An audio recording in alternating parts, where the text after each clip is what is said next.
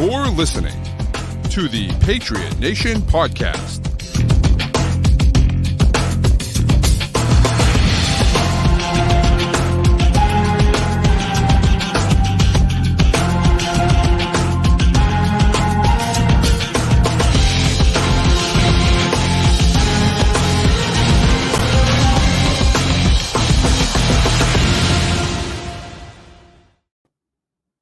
All right, welcome into another edition of the Patriot Nation Podcast. As always, your boy Pat Lane with my guy Matt St. Jean. And Matt, for those of us watching on the YouTube stream, we have a new layout out here, and I'm loving the look of this. Loving it. Yeah, whipped this up in Photoshop last week. We're upgrades, people, upgrades. Looks great. Looks great. Now started a new TikTok account. If you're on the old Tickety Talkety, give us a follow. Pat's Nation Network, I think it is. Something like that. That's it. Pat's Nation Network. So follow that over on TikTok, and we'll go from there. So, listen, Patriots, dude. Well, first off, I mean, we'll get into the NFL stuff, but like losing 2 OTAs, doing something already, and who knows what that was? I don't know. It could have been anything, right? They haven't announced what that was. For those of you that don't know what the hell I'm talking about, the Patriots have lost 2 OTA practices, which is why the open to the media availability on Thursday was canceled, because they've lost two OTA practices. So they lost that one this week, and then they took another one away next week as well. Yeah. Not what you want to see from the start of the year. I know we were texting back and forth, and you're like, oh, this is a good thing that Belichick must be seeing good things. And that was not the case. It was not a Belichick decision. It was an NFL decision, and you don't like to see that. No. And a peek behind the curtain here for a sec. I found it funny. We were trying to schedule when we were going to do this show. And first, this was going to be Thursday night because we were going to do a first look at the team at OTAs at the media. And the Celtics win. And we're like, oh, we wouldn't be able to do it before the game. We don't really, we could do it during the game, but people aren't going to watch. We want to watch that game. It's like, all right, we'll just do the show Wednesday night. We got the NFL rule changes. We can talk about that. We'll talk about the OTAs later. Now, we're not getting a look at this team until next Thursday. I think is that? Yeah, next Wednesday. I think Wednesday is the Thursday. May 31st. Yep. So no look at this. And this isn't a big deal because this happened to 2 teams last year getting fines. I think it usually has to do with like how much you work out players, I think, or something like that. Yeah, or who knows? It could have been anything. It could have been, you had a unscheduled practice, or there was a coach that was met with a player on the field or something stupid. It's just like, it's there's a lot of these are in the CBA, a collective bargaining agreement. There's a lot of technicalities. It's a labor agreement. Like, I know this is entertainment for us, but it's work for them. And there's rules around when they can meet with people, when they can be in the facility, who they can be in the facility with. I think there's a certain amount of time before this too, where you can be in the facility and you can work with the strength and training people, but you can't work with any of the coaches. Right. And I'm guessing that's probably where the issues usually crop up. You would think. And the thing is, right, is that this is there for their protection. Speaking as a guy who was a teacher, so was in a union, this is there for your protection, because coaches, if they had it their way, would practice all the time. They would say, no, screw that. We're not going to. And there are some players that would do that too. Yeah, right. You know what I mean? Like that's what it was, right? And you hit every single day. And now, not only do we know that that's not really the best thing for you, but they also have, now bargained that into the contract. And so you have to stick to those things, because sure, some people will skirt those rules and some players will want to skirt those rules as well, but it doesn't matter. You can't let them, because it's more important that it's, that everyone is doing the same thing. Because once one person starts to get away with something that they're not supposed to be doing, then what's going to stop other people from getting away with it too? So, and it's slap on the wrist. I mean, you lose 2 OTAs, big whoop. Nobody cares about that, right? We care about that because we wanted to see it, right? We wanted the beat writers wanted to be in there and stuff. But beyond that, the only reason we care about this is because one of them was a media session. Right. If it wasn't a media session, we probably wouldn't even, it would barely be on the radar. And it's like, it sucks to lose 2 OTAs. Like, obviously, it's a punishment. You don't want it to happen. But if losing 2 OTAs is the difference at the end of the season, you weren't that good to begin with. That's correct. That is very correct. Hello, Bradley. Thanks for checking in. Appreciate you. It's it's going to be really interesting to kind of see where this team goes from here. I'm upset that we're not getting a peek behind the curtain and a look at this team. Obviously, that one clip of Christian Gonzalez came out last week, and I think we talked about this already, but he looked incredible. It just the smoothness of the hips, and someone was saying too, like how his head doesn't bob; it just stays in the same spot. And again, I mean, it's like a 4-second clip, like of a drill without pads on. And it could have been the only good rep he had all day. Right. We have no idea. But it's So, I mean, just even that athleticism, I think maybe it was Evan Lazar talking about it, or somebody, I don't remember. Somebody on Twitter was talking about it too, how like when corners change direction, the way of telling if they're good at it is if their hips stay at the same level when they turn. And Gonzalez, like, there's no vertical movement when he turns. He's able to stay like low and crouched and swivel his hips and change direction. And it's like, all right, I mean, we knew he could do that from tape, but it's pretty cool to see him do it wearing a helmet with Flying Elvis on it. Right.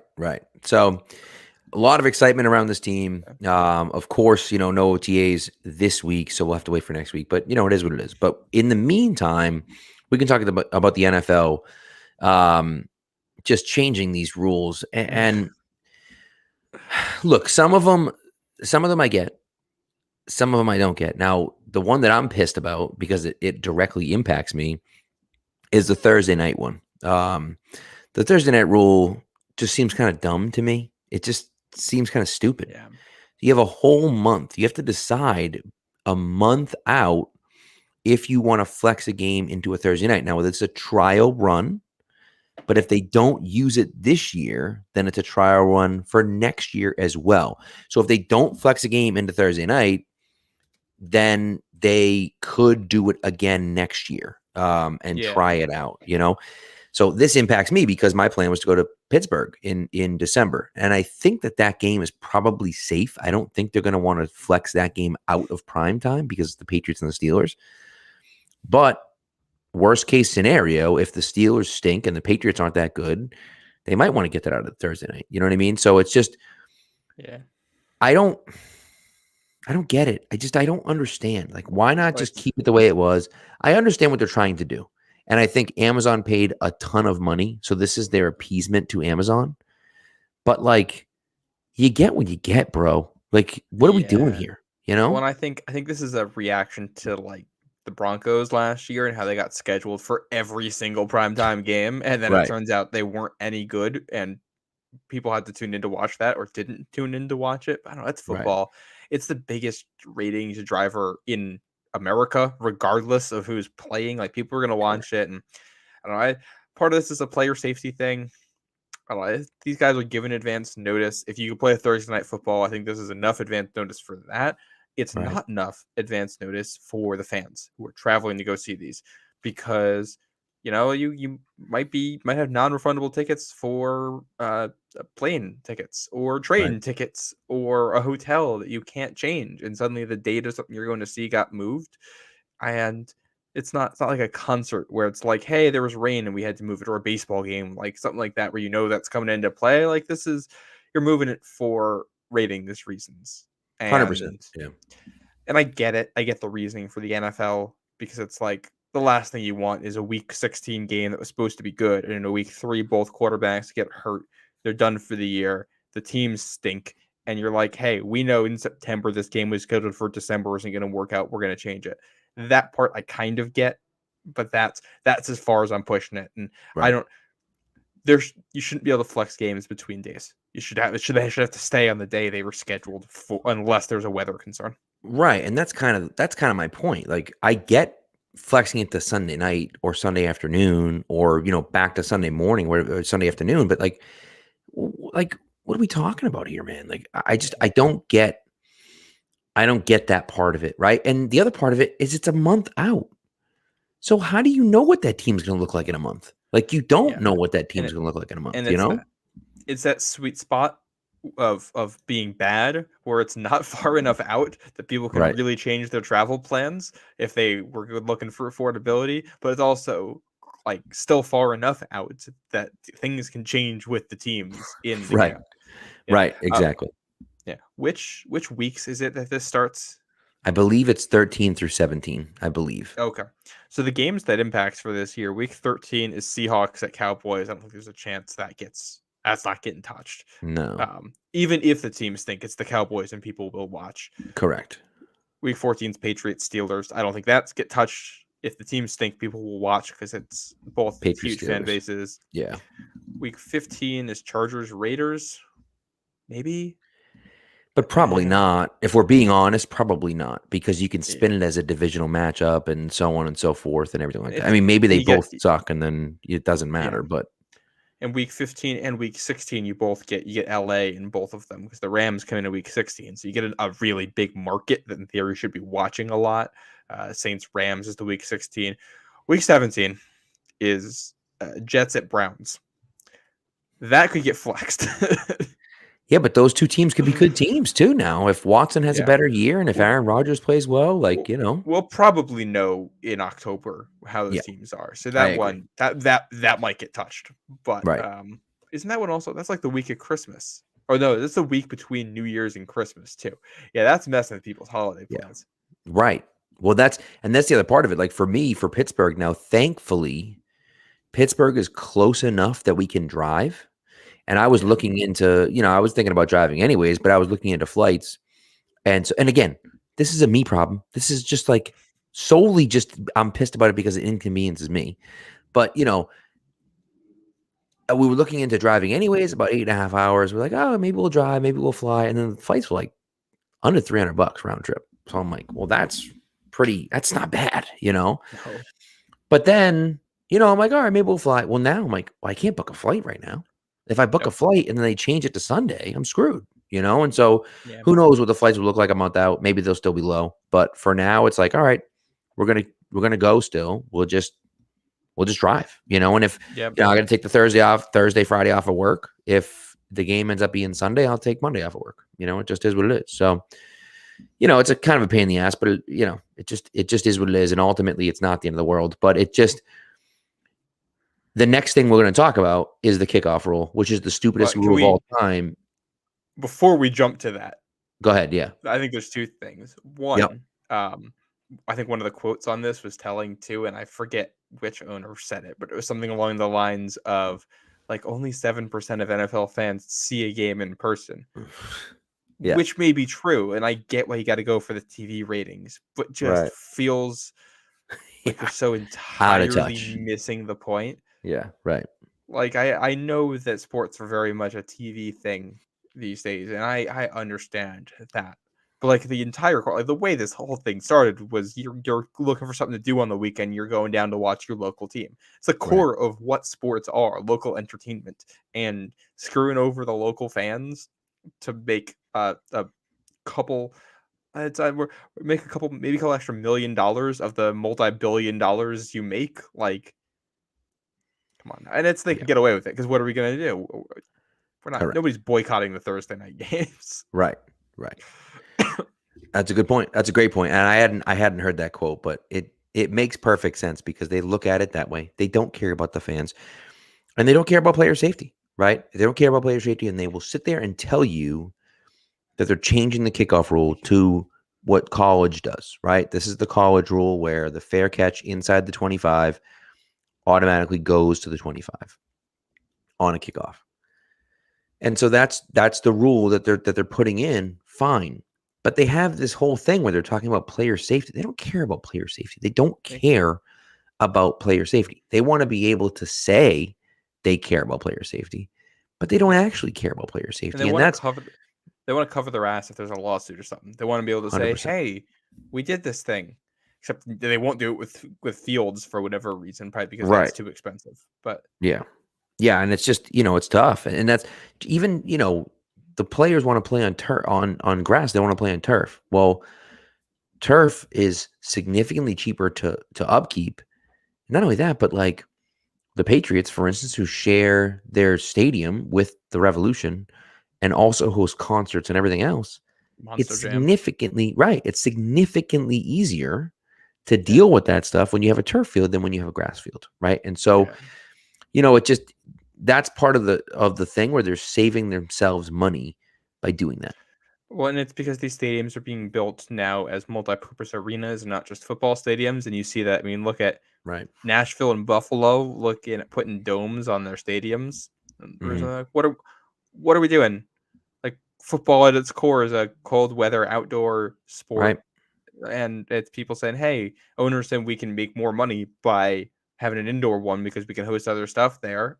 And it's like, I mean, yeah, you're a business owner. I get it. That's what you got to do. But the fan experience, I like that when you play in Buffalo, it's going to be cold and windy and Yeah. snowy. I mean, Nashville gets cold in the winter. Like, that's a cold game when you got to go there in the playoffs.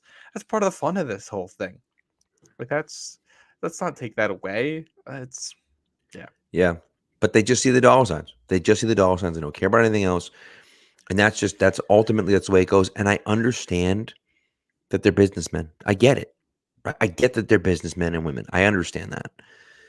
But to a certain extent, you also have to understand that your game is there because of the fans. You also kind of want to give the fans what they want, right? And again, usually what the NFL does is says, this is what you want. We'll tell you what you want.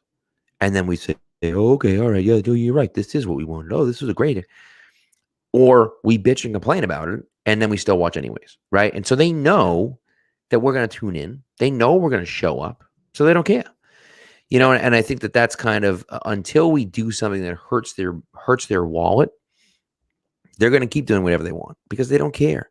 I mean, and nothing's going to hurt them. I mean, I'm not sure if anything sums that up more than like the Deshaun Watson situation, right? With somebody who they realized, hey, if this guy's a star quarterback, that is more of a positive for us than any potential boycott because people like football and they're just going to watch whatever we put in front of them. Correct. What's the difference between Ray Rice, Colin Kaepernick, and Deshaun Watson? Deshaun Watson's really good at football still. The other two, there was a video of Ray Rice, Colin Kaepernick did stuff on the field. Couldn't hide that. There's no video of Deshaun Watson doing anything. You can just say, yeah. Oh, he didn't do it. I'm sure there are people that believe he didn't do it. So it is difficult, right? But that's just the bottom line. Is really all they worry about. So I am curious to see kind of how that kickoff will work. How will that play out for the rest of the league? We probably explain like what the rule is for people who don't watch college. It's that any kickoff, if you fair catch a kickoff inside your own 25, yes, the ball gets brought out to the 25. So basically, any kick can be a touchback. Right. And that's, look, I think that, there's a few ways to combat that. If you still want to try to go after the kicks, you can squib kick it and then see what happens. The problem is if you squib kick it, you run into the risk of an up back catching it at the 20 and returning it, right? You could try to kick it to that up back. Yeah, okay, they're probably going to call for a fair catch, but will they catch it, right? So like a guy who's not used to catching those balls now is being asked to catch that ball. I would imagine if it were me, if I were the head coach, that's probably what I'd do every time. I'd say, all right, pop it up to this guy right there and see if he can make a play on it. And who knows, 99 times out of 100, that guy might catch it, but that one time out of 100, he drops it. We might be there to pick it up and we get the ball inside the 25-yard line, right? So like,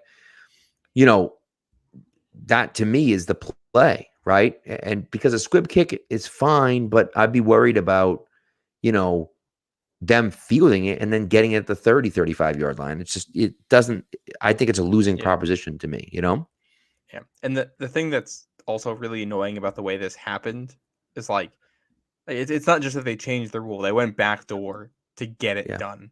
This was being lobbied. The owners and the guys of player safety said, hey, we don't want people getting hurt in kickoff returns because this is like the most dangerous part of the game right now, and they don't want a lawsuit, which I get, and I'm all for player safety and for looking for ways to make kickoffs safer.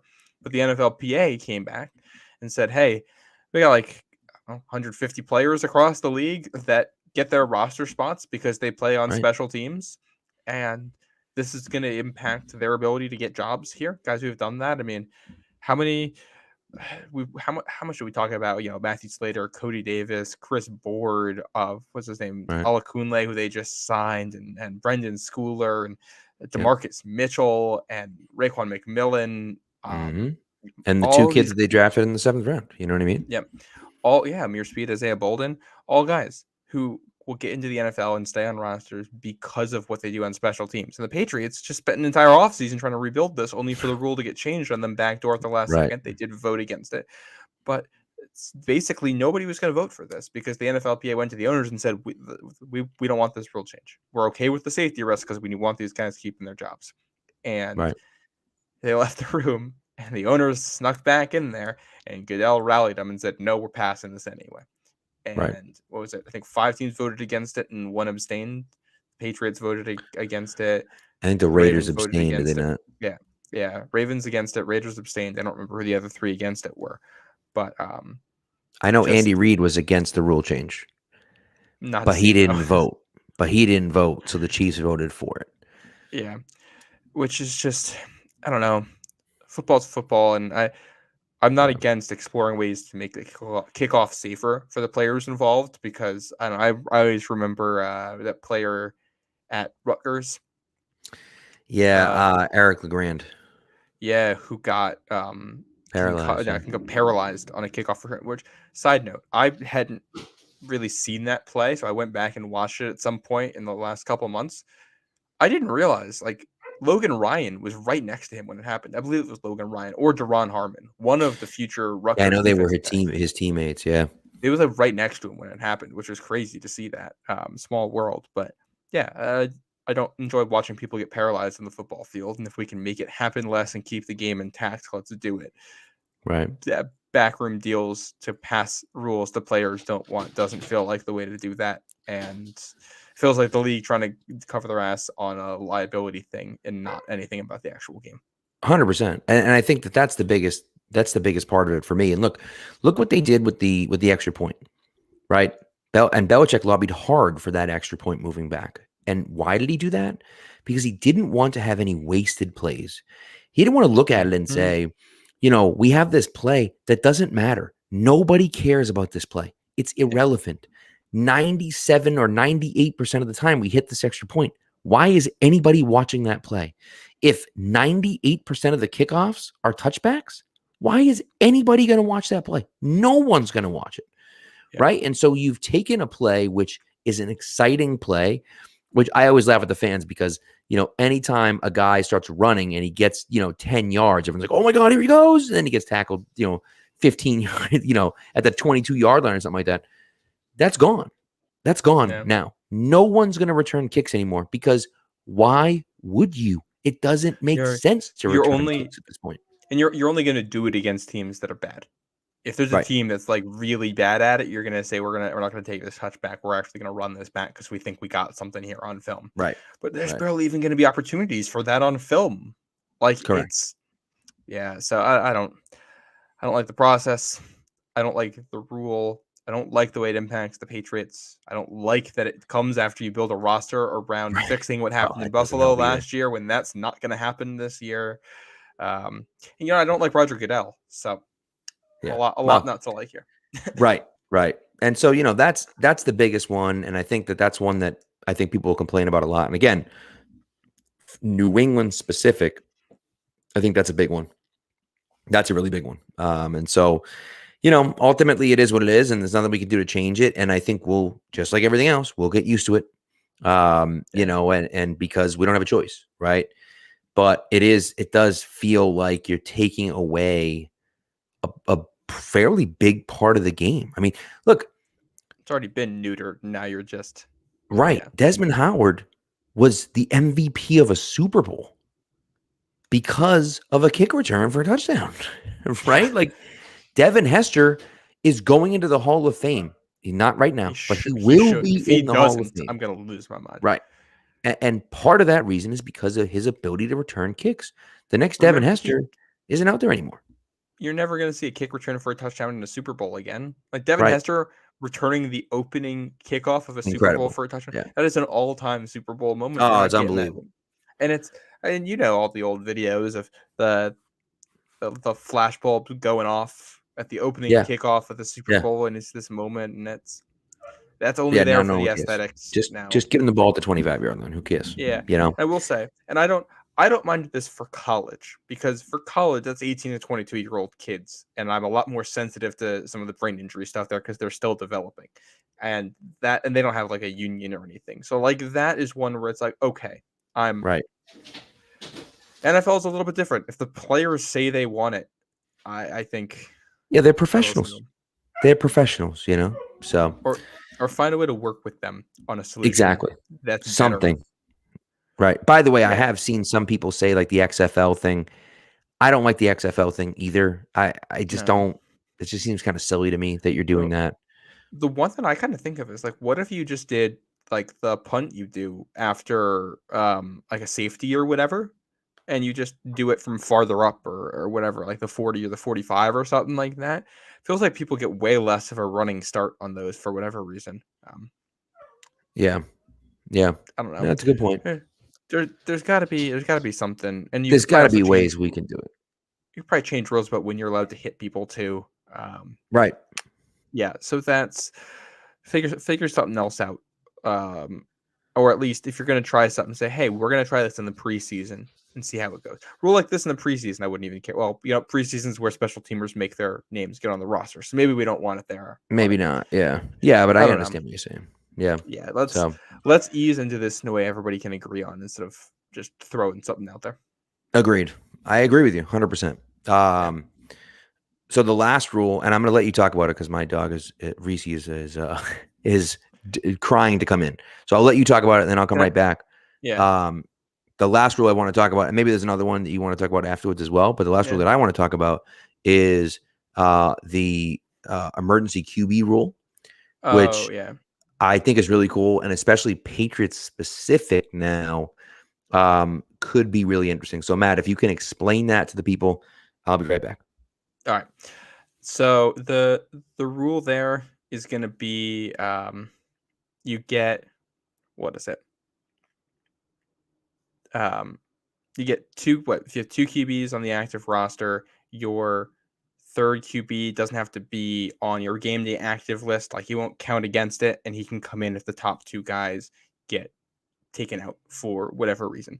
So this is basically the 49ers NFC Championship rule, so that if your top two quarterbacks get hurt, you have somebody else who can step in and make sure that, one, it's a watchable product, and two, that you actually have somebody who can play. It essentially ensures if you got three quarterbacks on the active roster, that it would take all three of them getting hurt to really put you in a bind during a game. So on that front, I like it. I mean, it's good for player safety, gives you a little bit more flexibility, and it should keep the product more watchable. I'm also not sure how much it changes because I was just saying, Pat, explain the rule. I don't know if I'm as enthused about it as you are, because I don't know how much it changed. When's the last time a situation like that 49ers game even happened during a game? Like, it lifts the floor. Your worst case scenario is probably not going to happen anymore. But other than that, I don't think this impacts it that much. Well, I think the biggest thing for me is that I think what it does is it allows you to do something kind of weird. So, like, from a Patriots perspective, Bailey Zappi is really your backup quarterback, right? Mm-hmm. But you could theoretically go into a game with Malik Cunningham as your backup quarterback and Bailey Zappi as your emergency quarterback, right? So you're not activating, you have 47 players now that are active for the game, but you don't really have 47. You only have 46, right? And Zappi is that third string quarterback in case guys get hurt, but Malik Cunningham's able to come in and run a package. You know what I mean? Yeah. And so, which I think is just interesting. I just think it makes things more interesting, and you're able to kind of do it as opposed to,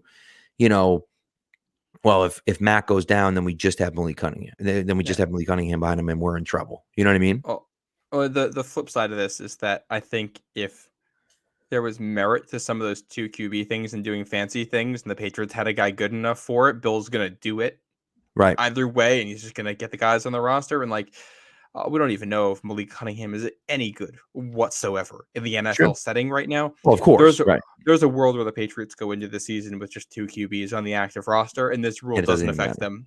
Yeah. And it's only like it only helps you in a limited set of circumstances. You have to have 3 quarterbacks on the active roster, and the first 2 have to be ruled out. It can't be a coach's decision. Yeah. So it's like, all right, that's like I don't know, how many teams even keep 3 QBs? I think it's 50-50 split, something like that. Yeah, not many. It's a toss up. So I don't think this ends up having a huge impact. I also I'm glad like the NFC Championship won't happen again. Yeah.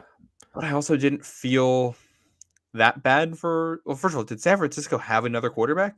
Well, that's the thing. I mean, like you're getting down to your 3rd string quarterback. It's like, how good can that guy really be? I mean, San Fran, you're talking about their 5th string quarterback, but still, like yeah, you get down to your 3rd string quarterback, like you can't really rely on that guy to win the game. Now, what it does allow you to do is carry another guy without using an active roster spot. And it's funny, my dad just texted me because of course he's watching, and he said, what's the point of an inactive list anyways? Like, why do you have 53 guys and only 46 guys? Let's hear it. It's basically to even things out when there are injuries. So if one team comes into a game and they got 5 guys out, at least both teams will have the same number of actual active people who are available to play. My scenario for all of this, I kind of think baseball does this the best with just having an injured list and being able to move guys around. I kind of think the NFL should just have some kind of an injured list, and everybody on your active roster is good on game day. And if somebody on your active roster isn't healthy, then you put them on the injured list and you free up a spot. And obviously, I think you'd have to do some finagling to make sure that people aren't cooking the books on it and faking injuries and getting extra spots and making the roster bigger. But I think you can regulate that. 100%. And I think, the other part of it too is that then you're talking about the contracts, because in baseball now, contracts are all guaranteed. Mm-hmm. So you don't have to worry about, are you active? Are you not active? Are you here? Are you there?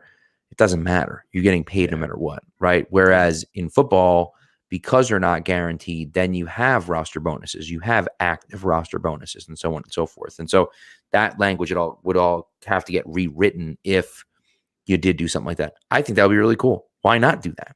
I think that would be great. The owners don't want to pay more money. That's what it comes down to. But of course, yeah.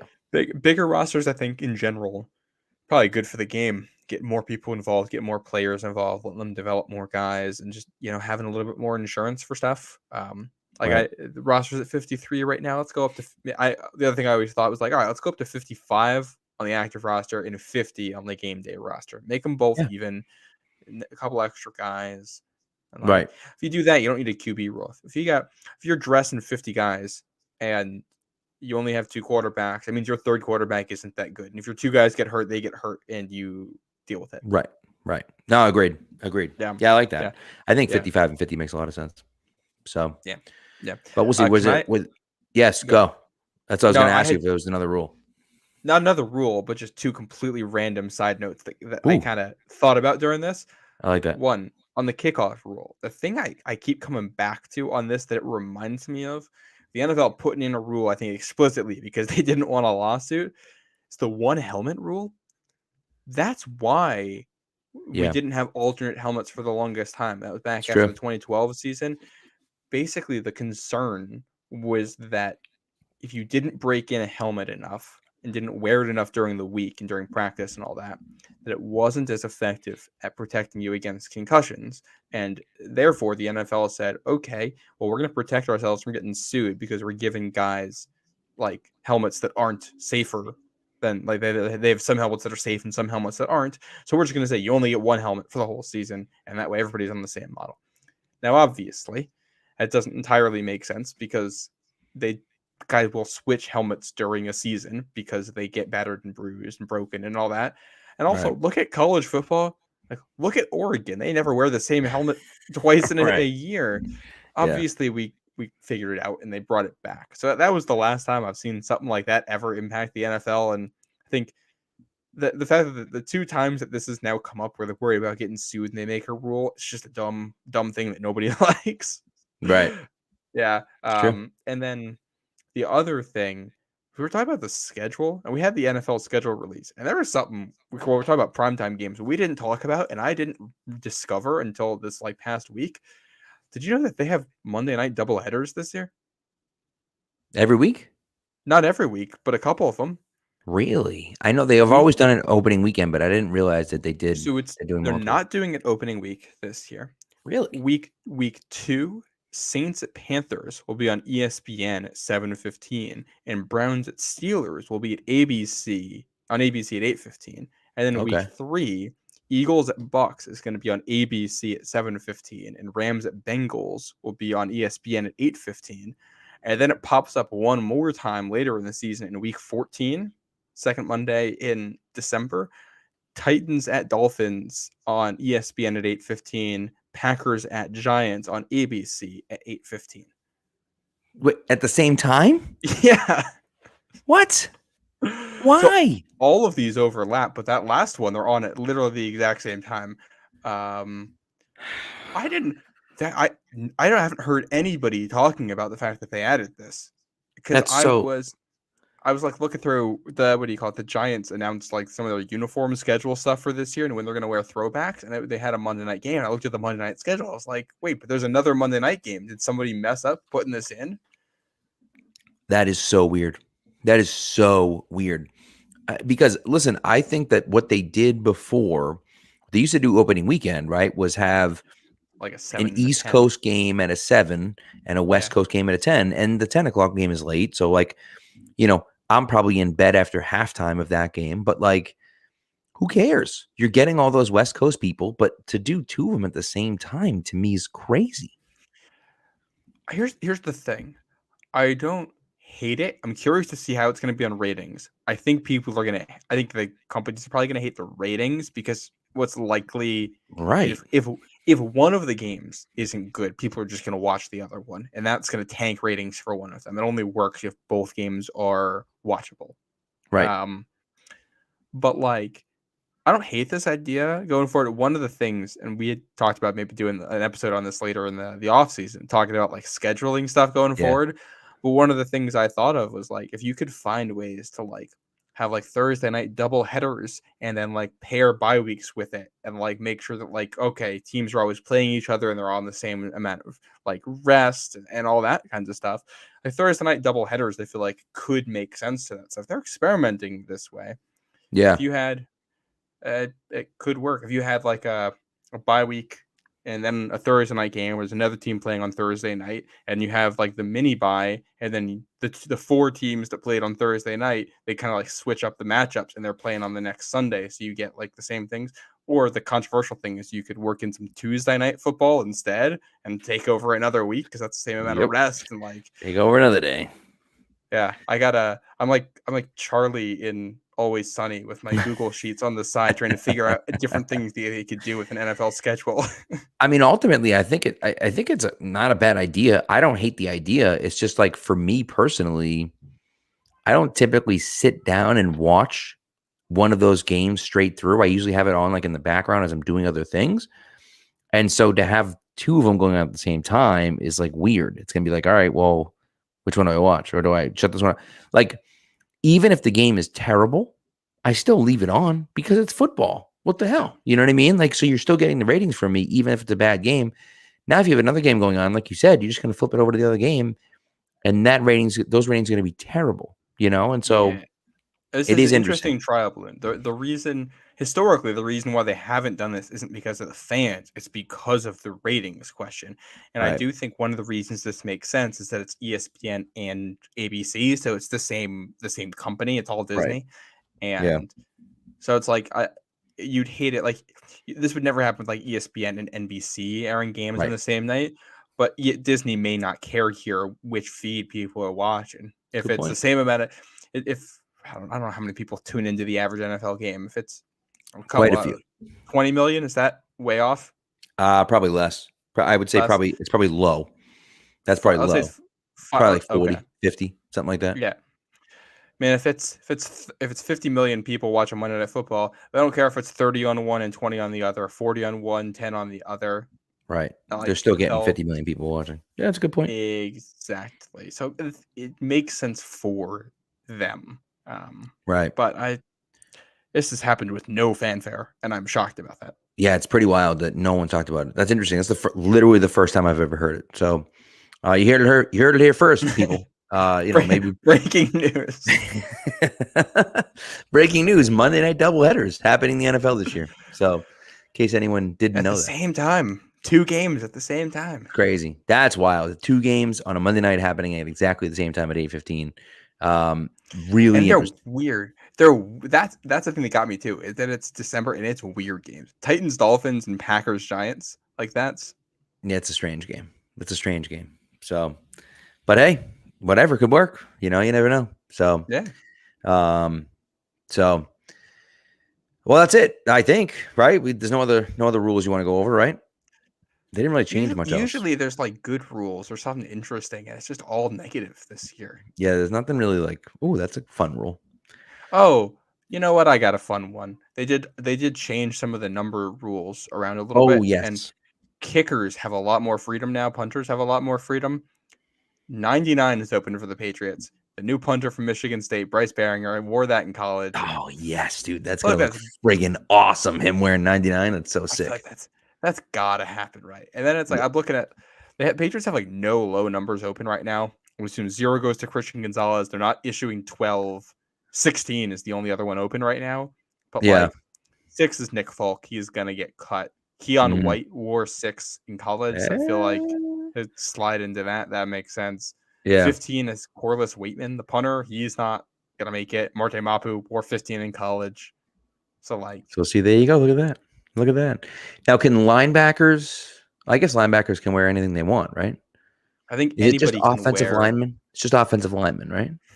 I'm going to Google I'm pretty sure offensive linemen have to wear like 50 to 79. 50 to 89, 50 to 79, I think.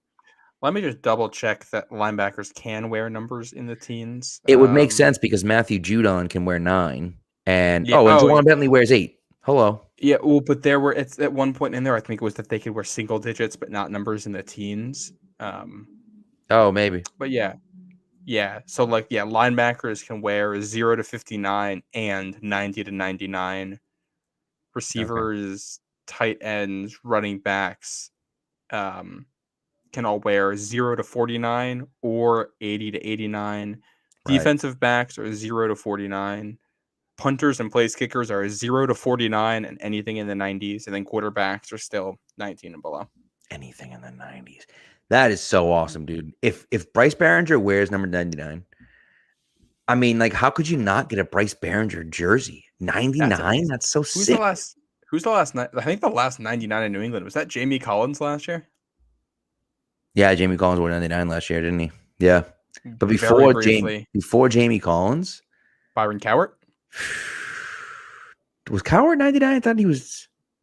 I think he's 99. I think you're right. Maybe he was 99. I thought he was 90. For some reason, I thought he was. Well, he wasn't 92. Yeah, I think you're right. No, he was 99. He was 99.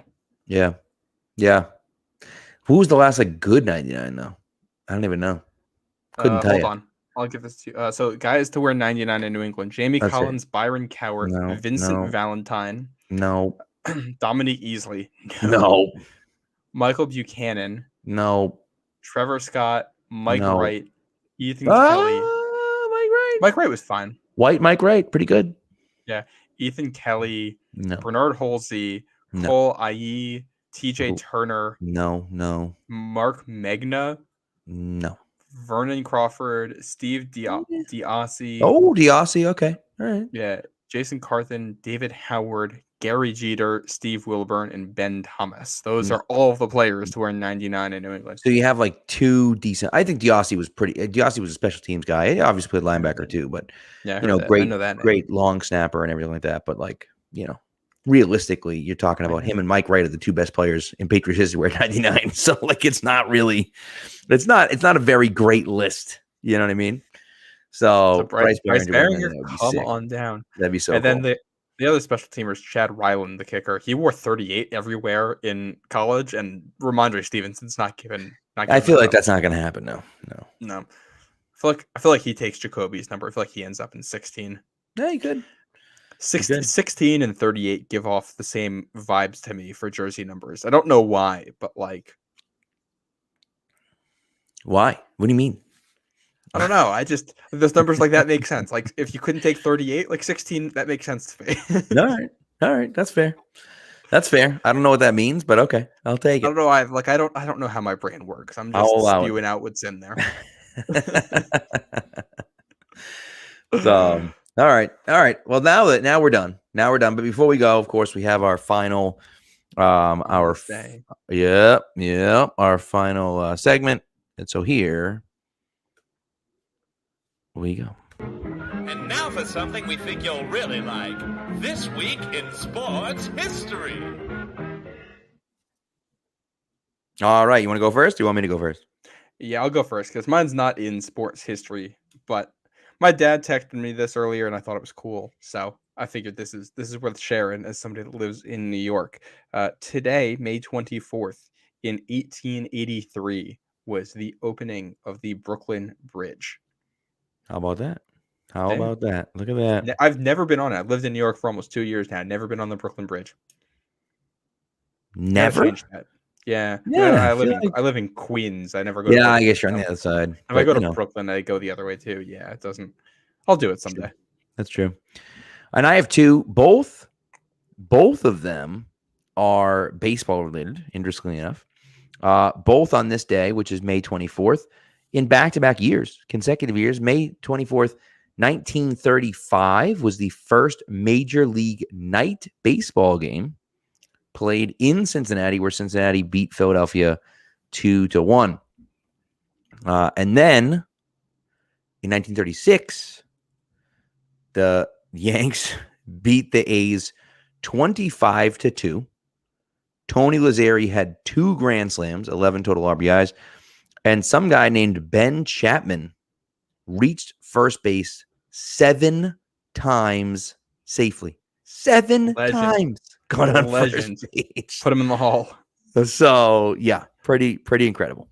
I love it. So anyways, so that's what we got. I did mention this. I will say it to you again, and we're going to talk about this. We'll talk about this again because I do want to kind of bring it up again, not just at the very end of the show, but we did create a TikTok account. It is Pat's Nation Network. If you just search for Pat's Nation Network, it will come up. Haven't made a video yet, but hopefully I'm going to pull something from here and make our first video there. But what we really kind of want to do, and this is shout out to my sister-in-law who's not listening, but whatever, I'll give her a shout out anyways. She had an idea of something called, she called it, I think, something a little bit different, but I'm going to call it Football 101. Okay. Mm-hmm. And what that means is if you have a question about anything, we'll answer it for you.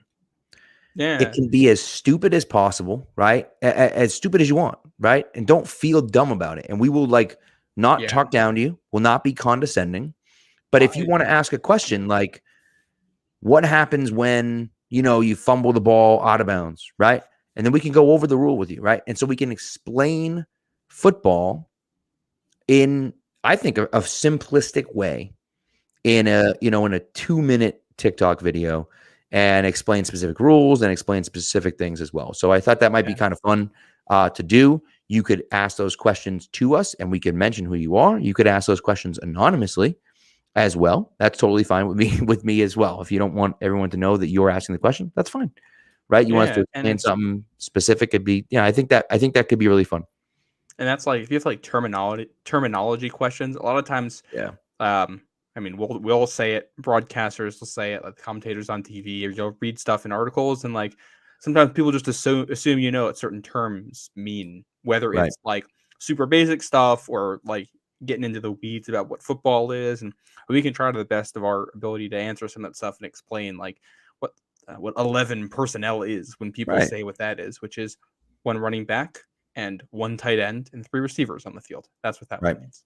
Yeah. But and I think explain that stuff. Yeah, and I think what it does, for me at least, is it makes the game accessible to more people, right? Mm-hmm. You don't have to be an NFL or football expert to enjoy the game and listen to people talk about the game, and I think you learn stuff naturally as you hear people. But I think, to have someone explain it to you and, take the time to go through it and explain different rules or different reasons or different terminology, like you said, I think could be beneficial. And so, so I thought that could be something kind of fun. And again, it would be on the TikTok account. It wouldn't necessarily be a podcast because we don't need to necessarily release that as a podcast. But those could be that could be like our little niche over there is kind of making the game more accessible to people. And again, it could be that you love football and you're watching your whole life, but you just don't get this one thing. Why do they do this? Right. And maybe the answer is because the NFL just does whatever the hell they want. That could be the answer at times. Right.